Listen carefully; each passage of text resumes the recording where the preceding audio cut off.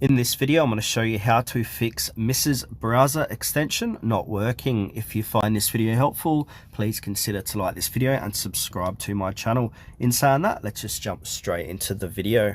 Okay, so what we need to do is open up our Mrs. extension or Mrs. web browser, sorry. Then from here, we need to click onto extensions on the bottom of the page and then click extensions again.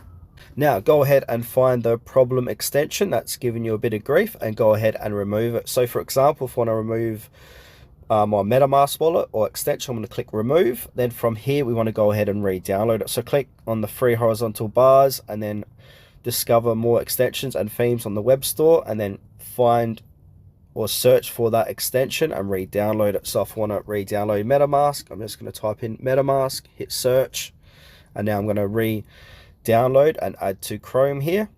I'm going to click OK, and hopefully that should fix your issue.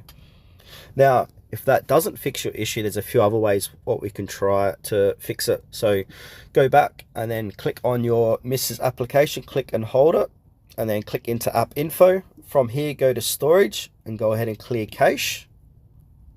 Now what this does, this often resolves to loading issues when you clear the cache. Also, what we can try is go to a player app store and then search for the Mrs. browser. So type in Mrs.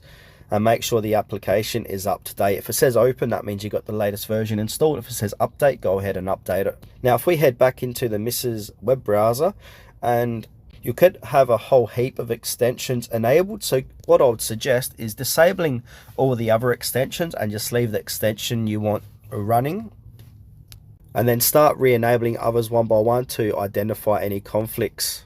And if all else fails, just go ahead and remove your Mrs. web browser and go ahead and download it from your Play and App Store, and then add your extensions.